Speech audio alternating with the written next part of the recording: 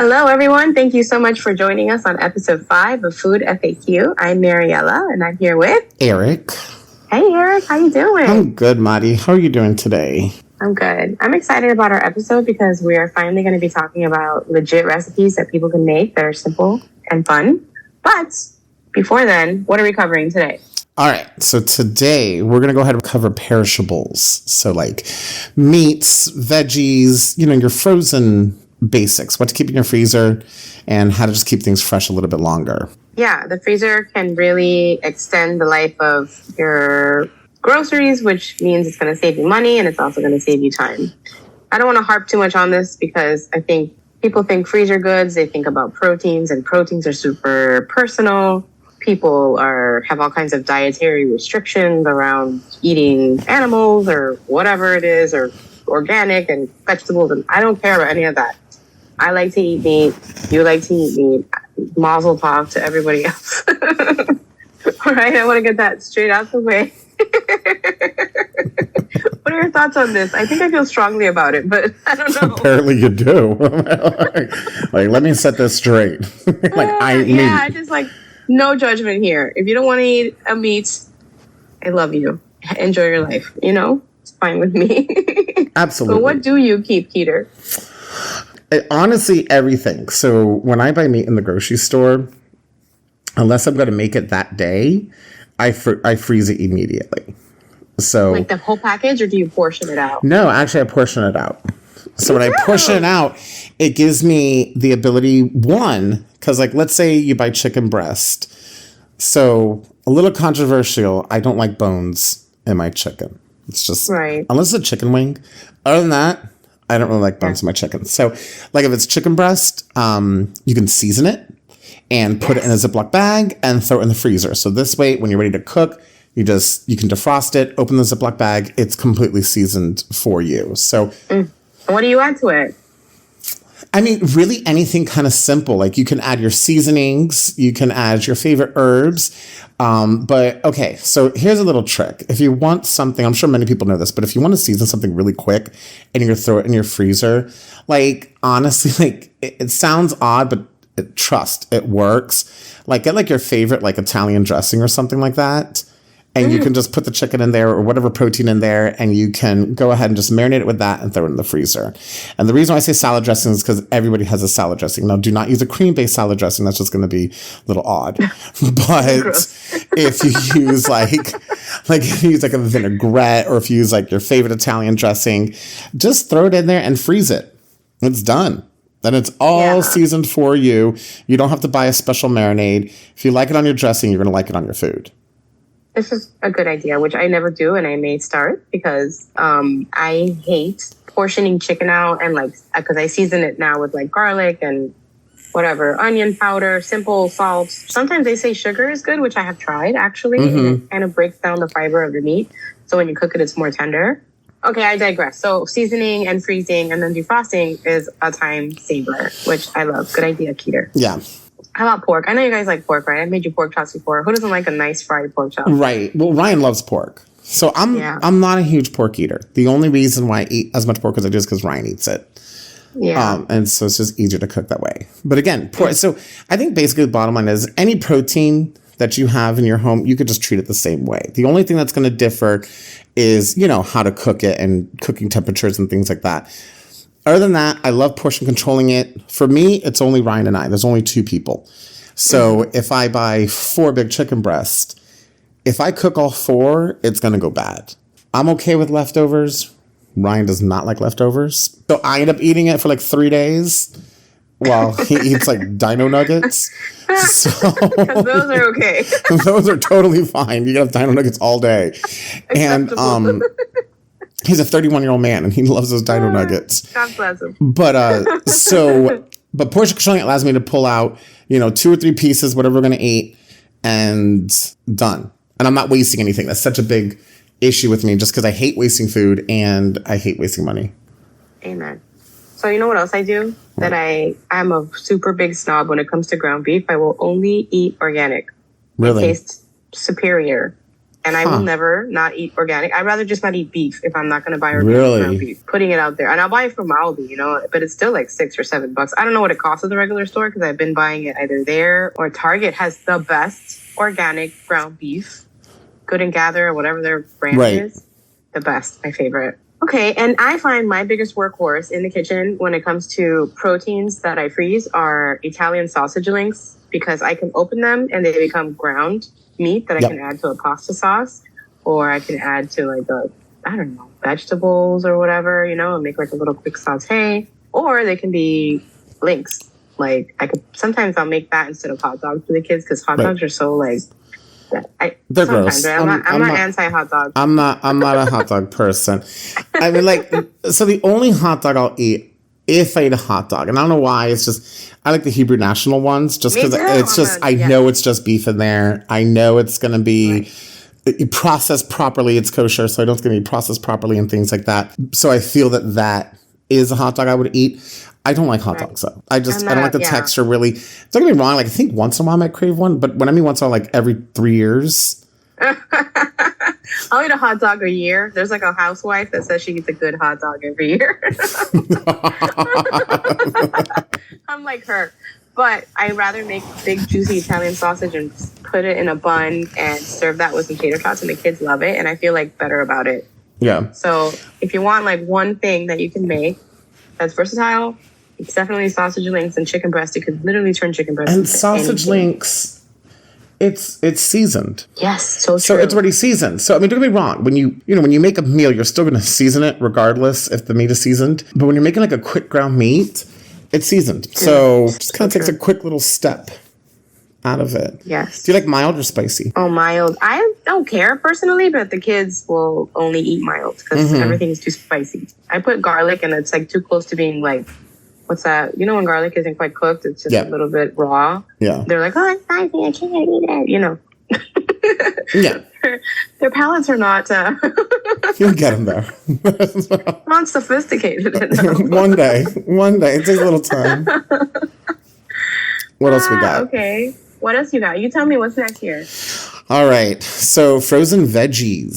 So some of the best veggies to keep frozen, just broccoli, corn, and peas. And broccoli just lasts a really long time. Corn and peas are really easy to keep frozen because if you're going to use it in a recipe, you don't have to put them in the microwave. You don't have to saute them. Just put them in whatever you're making because they're going to defrost really fast. If you're not making nachos.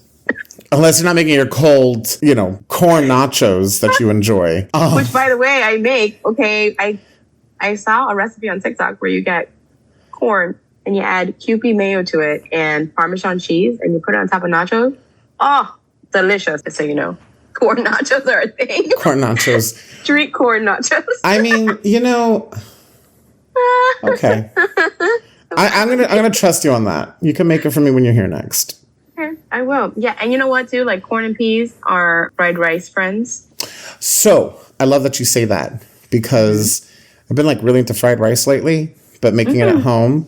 And I was at H Mart, and when I was there, they just had a big bag of like frozen carrots and peas, and it's awesome. I love those because you could just take like a couple scoops and just throw it in anything, especially the fried rice. But you could really just throw it in any single thing that you have. Yeah, I love these frozen like vegetables. Like, I will buy Brussels sprouts frozen, but I don't prefer them frozen. They're always soggy. You have to like really bake the living crackers out of them to make them crispy in the oven. Personally, how do do you feel about this? The living crackers? I'll bake the living crackers. We all know what crackers is code for, right? I'm going to take a guess, but the living crackers. So do you know that during the holiday time, this holiday, when you go to Trader Joe's, like during Thanksgiving, they were selling the Brussels sprouts on the stalk. I saw that, but I didn't see them in person. I saw a sign. I saw them in person.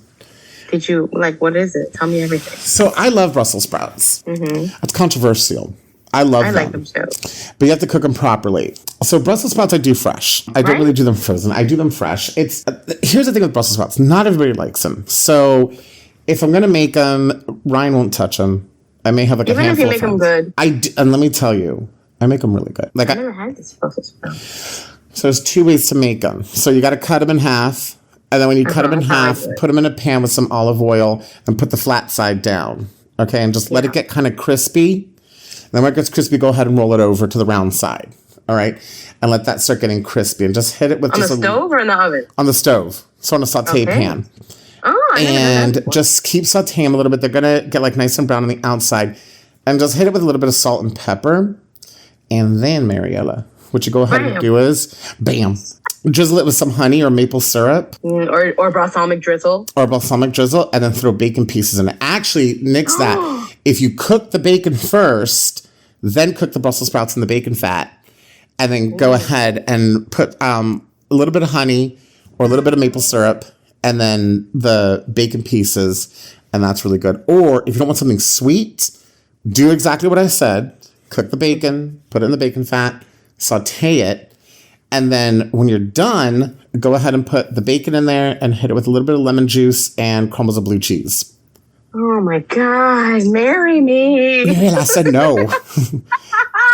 Since 8th grade, I've been saying so no. happy if we got married. Your mom would be. My mom would be so ecstatic. We might have matching BMWs. Okay, Listen, we could just do it and she'd be so ecstatic.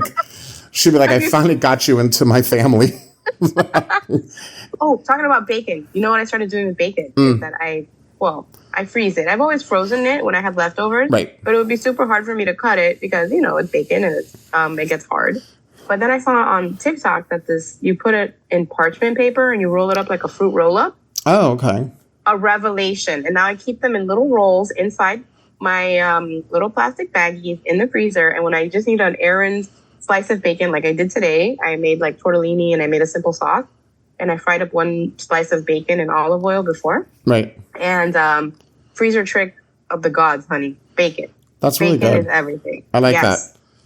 I like Super that. useful. All right, so Brussels sprouts are fresh. Yeah, sorry guys, we got off on a Brussels sprouts tangent, but if you heard what I heard, you are very excited too. Right, you got two Brussels sprouts recipes that was not planned. Oh, so good. And you got they're really, really good. And again, not everybody likes them, but those flavors are really good when you make it that way. All right, so to keep us on track, frozen fruit, super useful. Yeah, frozen fruit is great. So frozen fruit, I don't eat frozen fruit. Don't get me wrong, Right. I do like taking fresh grapes and like par freezing them in the freezer so they're kind of like slushy on the inside. Those are like a really good snack, especially when it's hot. And the frozen fruits can be a good snack. I actually do like taking frozen blueberries and putting them in my yogurt. Just because it's a nice cold crunch. But Doesn't that hurt your teeth? no, they're little. It's not the size, it's the frozenness. I disapprove of this today. It's not like you're chomping into like a massive strawberry, but Okay, listen, I'll let you have it, but I don't enjoy it. Go on. well, what's your loss? All the frozen blueberries for me. And so frozen fruit, I of course use for smoothies and things like that, but I'm not gonna lie, I don't make smoothies. I don't make them. Not bad. I don't want to. You're like, listen, it's bullshit. I don't want to do it. I don't want to pretend like, I'm some health guru here saying drink your smoothie in the morning. It doesn't happen. So, I'll do it for the kids sometimes and my husband because he likes to go to like the Smoothie King place and those smoothies are like $117. no, And I'm okay, ready. listen. Some of those smoothies, depending where you get them from, they're also really, really high caloric. They're bad for you Yeah. and they're so expensive. I'm like, Yeah. I will make it for you. I'll keep strawberries just until he says to me like, oh, I want a smoothie from the $1,700 place. Oh, no, I got you. Yeah. I'll make you a shitty smoothie here at home. Right, like you take that smoothie to work, okay? We'll save that Jamba Juice cup, and you're going to take that smoothie to work with you. We'll pretend. You're going to pretend you stopped off in the morning. So frozen fruits, Mariella. I have made the best daiquiris with frozen fruits. Aww. And How many daiquiri parties do you have a year, you say? there's quite a bit of daiquiri parties, like in the summertime. I can't imagine why that is. I know you want to say it. Just say it, Mariella. No, I'm not going to say it. You're good. Go ahead. Just go ahead and say it. Go ahead. I say this with all the love for the community, but that is the gayest thing I've ever heard you say in my life. Your daiquiri experience is vast. It's vast and plentiful. have a show about this. So I'm going to stick a pin in that. And I want all your daiquiri recipes. And we should do that this summer. We'll meet up in the summer and we will do daiquiris. Are you excited? No, I'm excited. We could do daiquiris and margaritas. I love it. Maybe a virgin daiquiri for me because I don't know. Alcohol does not agree with me in my old age. You know what, Mariela? I'll do a margarita. Let me tell you something. That is the oldest thing you have ever said to me. Because if I could tell stories I of Mariela from like 1998 to like 2007. I know. It's true, but I don't know lately. It's just, I don't know. I can't keep up with the kids, man. Okay. All right. Things that are good to keep. Okay. That are good to keep in your freezer if you really want to be prepared for life. And if you have kids or a boyfriend or a husband or anybody you need to feed. My number one thing to keep in the freezer is frozen cookie dough. I'll make a big batch and then I'll portion it out with a cookie scoop. I'll lay it flat on a cookie sheet on parchment paper and I'll freeze it. And then I'll put all those little delicious mounds of cookie dough in one big plastic bag. And I will never want for a freshly baked cookie ever in my life. I like that. It is there. I like that. It is so good. I even have my friends, not my friends, my daughter's teachers hooked on cookies since like the beginning. I send them cookies because I think, who doesn't love a cookie? I would love if someone brought me a cookie to work. You know what I'm saying? So you got to get in good with cookies. What else do you think is good to keep? Puff pastry. Puff pastry. People are scared to use puff pastry because it breaks. It you got to work with it pretty quick before it gets brittle. But I think puff pastry is like something really simple. You can make just 2 fast things you can do with puff pastry. All right. So one fast thing to do with puff pastry, you can lay out the puff pastry. Just go ahead and just, brush it with some melted butter, sprinkle cinnamon sugar on it, twist it up, throw it in your oven like at 350 for just a couple minutes. So it gets a little golden brown and delicious. And we could get into a whole thing like, you and I growing up on like, especially Cuban pastries and stuff like that, the pastelito con guayaba, the things like that, really easy to make. That's what it's made out of, is puff pastry. So that's one. And then I know you were telling me about one earlier today that you liked. I like to cut them into little like strips. And then I don't know if I put oil. I think I just do straight up Parmesan cheese and I twist it.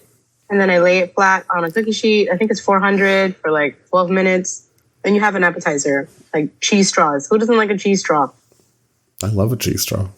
Puff pastry is a godsend, honestly. It is so delicious. And you could just maybe even if you make what are those? Like I love chicken pot pie. And it's like because of the pastry. I don't get chicken pot pie. Oh my God. What?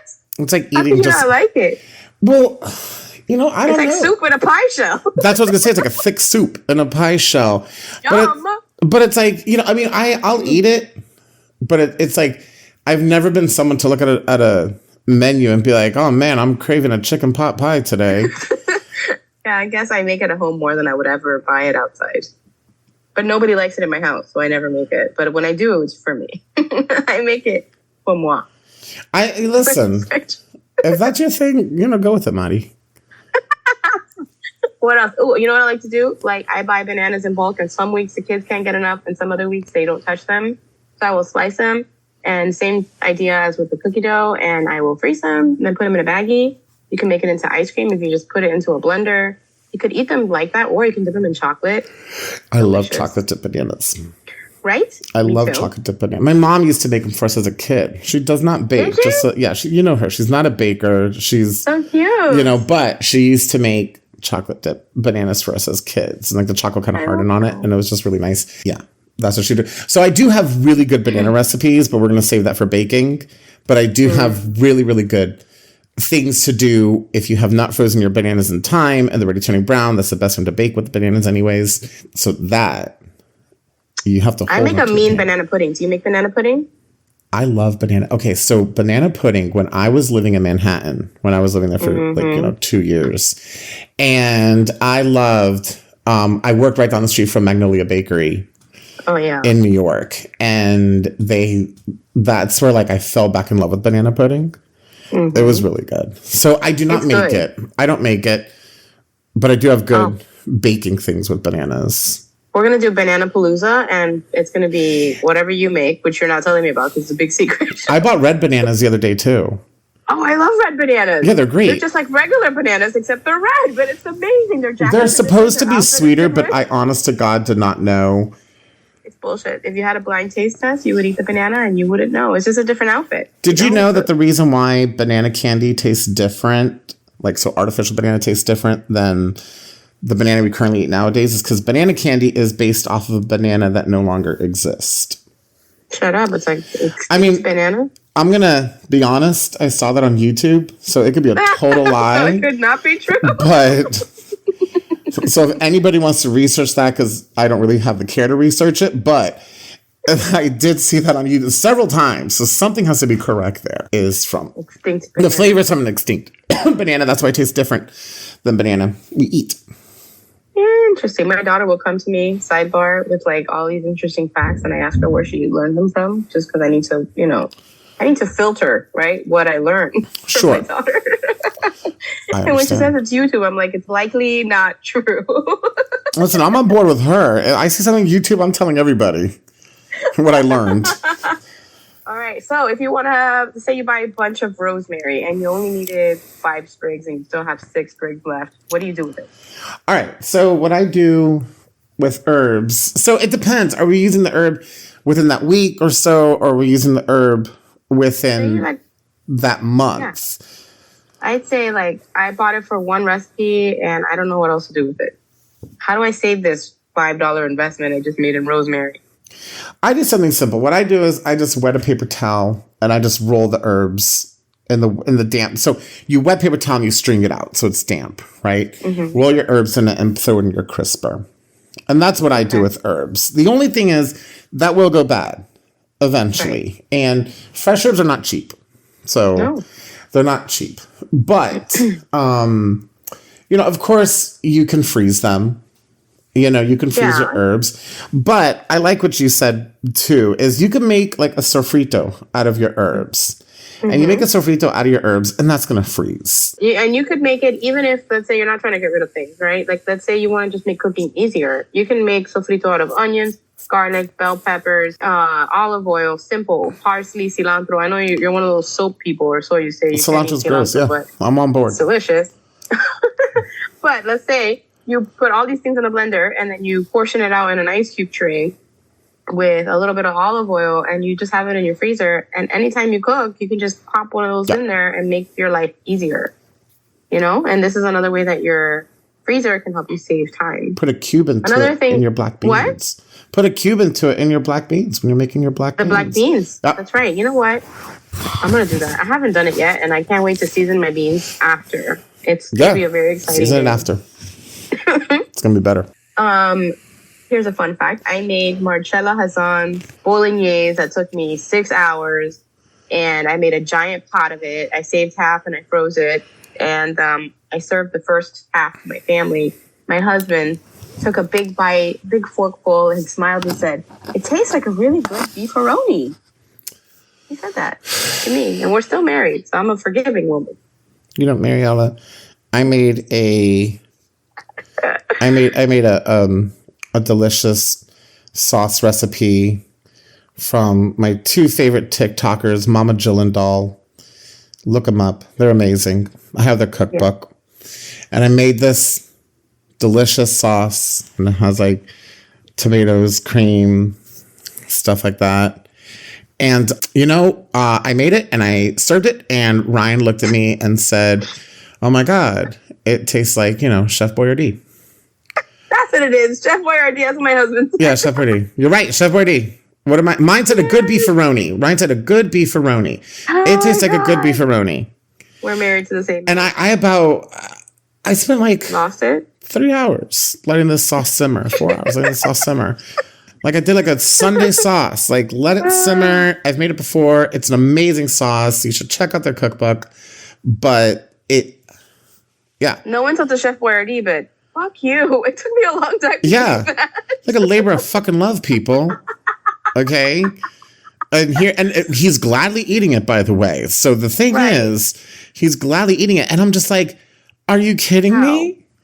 Yeah. And so Incredible sauce. But then again, this is a man that, like I said, eats, dino nuggets. So God bless them. Yeah, my husband too. Like, I don't know. I fed it to them again and they were still underwhelmed. So just so you know. But you can freeze sauces when you spend 5 hours making them and nobody wants to eat them. You can feed it to them again as revenge. Also, one thing I've been doing is if I have any leftover rice, I'll just put it inside a plastic bag and I'll put it in the freezer. And when I'm starving in the middle of the day and I want to eat something, I always have some kind of rice where I can just pop it in the microwave for 2 minutes and it's fresh and delicious. Rice is really amazing when you microwave it from frozen, which I love. Do you put a little water on it just to kind of reconstitute it? No, because it's frozen and the water that is in it is already, it's enough. Got you. And it's perfect. Highly recommend this. Got you. I like that. I've not done that before. Okay, so it's recipe time. Ooh. I am very excited about this. Do you want to go first? Yeah, I can go first. All right, so I had to think of a recipe that was kind of quick. It was kind of easy. You can just do on a weeknight. So I got my inspiration from Ina Garten, the Barefoot Contessa, which I love you, Barefoot Contessa. Warm, fuzzy love. I just love her. My goal is to be her one day. Okay, that's my goal. But can I be Jeffrey? I want you to cook for me when I come home. You can be Jeffrey. I will cook for you when you get home. So, but our relationship is best if it is like Jeffrey and Ina's, where I only see on the weekends. So right, and we don't have any sex. Right, exactly. So, okay. All right. So anyways, I love my Barefoot Contessa. So this is a little bit of a tweak to it. And it's really, really simple. So it's going to be like a lemony butter sauce. It's going to go on your pasta. All right. So what you want to first do is get the water boiling, because the pasta is going to take longer than the actual sauce is going to be. So get the water boiling and salt it. Like they always say, salt it like the ocean. This is the only time you're going to be able to salt your pasta or season your pasta. So go ahead and salt it. What does that mean? Like, do you do like 2 pinches? That's what I do, like 2 fat pinches. I just open up the salt thing and just start shaking it in there. And that's it. Okay, go. So, all right. So while the water is getting ready to boil, go ahead and take a saucepan. It's going to sound like a lot of butter, but it is. Use a half a pound of butter. That's about 2 sticks of butter. Again, you do not have to use your Kerrygold butter. Go ahead and just use your store-bought butter. It can be salted, unsalted, does not matter. If it is salted, because the butter is the main component, maybe taste it before you add some salt into this. So go ahead, 32 sticks of butter into the pan. Let that start melting. Don't let it turn brown.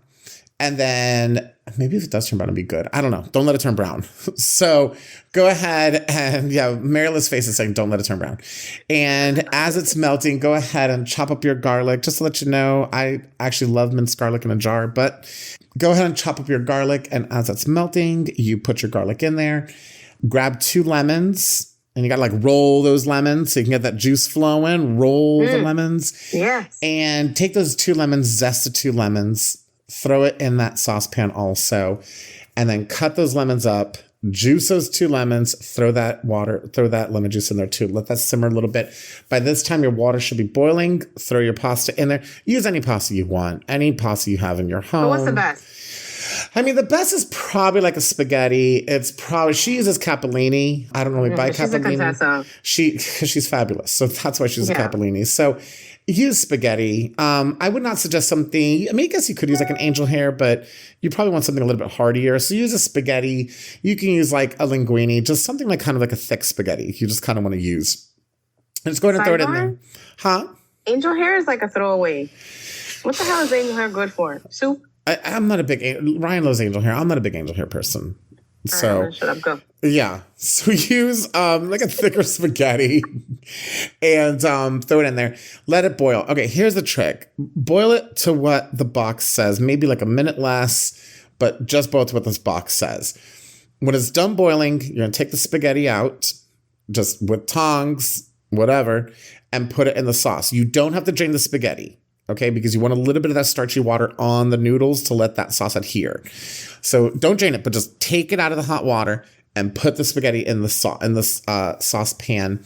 Mix it around. This is a really good time at this point. I like to use red pepper flakes on it.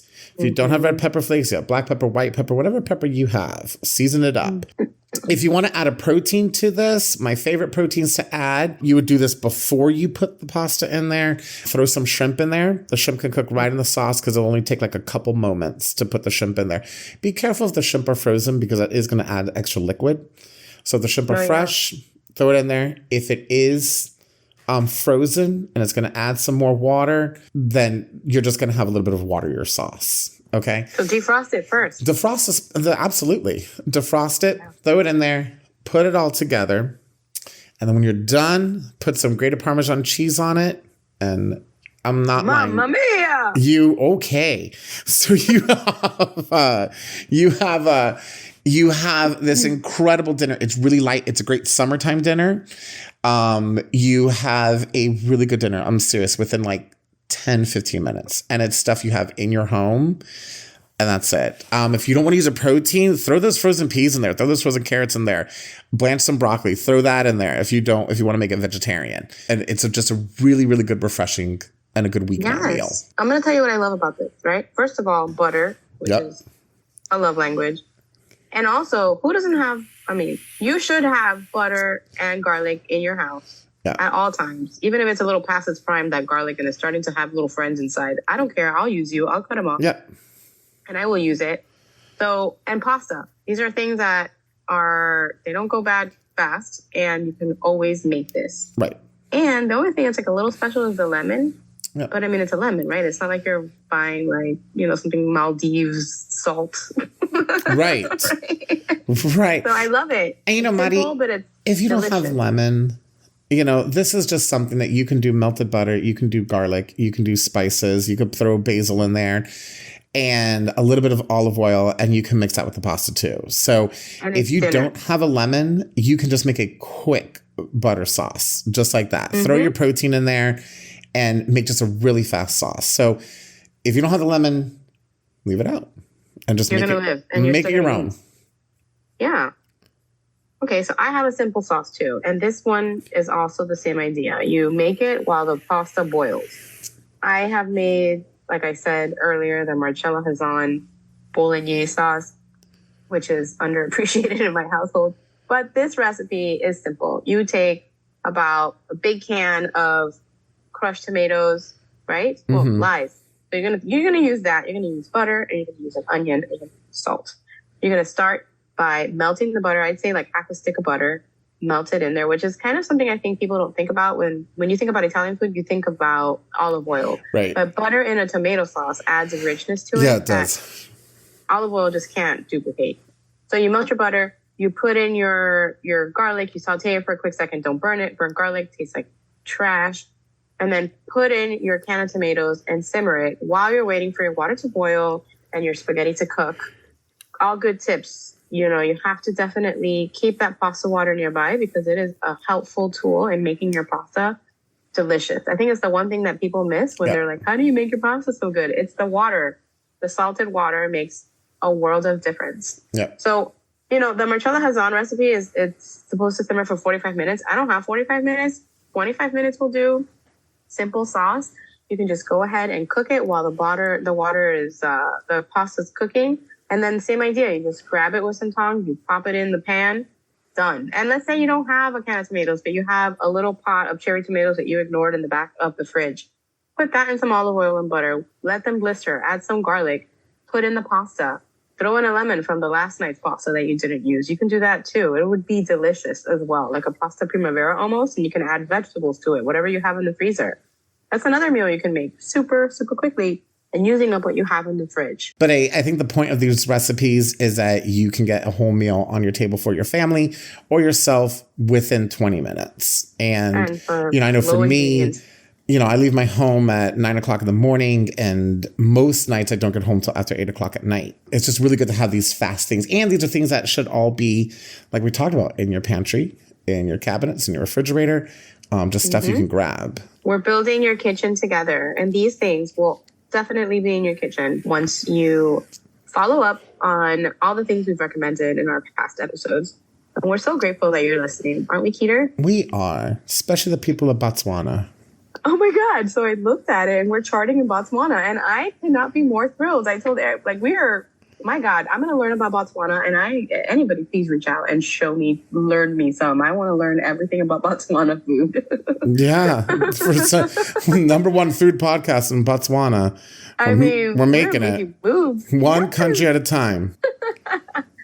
So join us for our next episode. We hope you enjoyed this one. Please leave us a 5-star review. You can leave us a message on Pod Inbox. You'll find the link in the show notes. And next time, what are we going to talk about next time? Next time, it's kitchen basics. So equipments, pans. Like, do you need an electronic mixer? What do we need to do? And of course, you're going to get another recipe that's in there as well. Using one of these things. We'll decide on this later. But absolutely, it's going to be a good one. And we're going to have a good time while we're doing it. It's going to be fun. I'm excited. Bye, guys. Take care.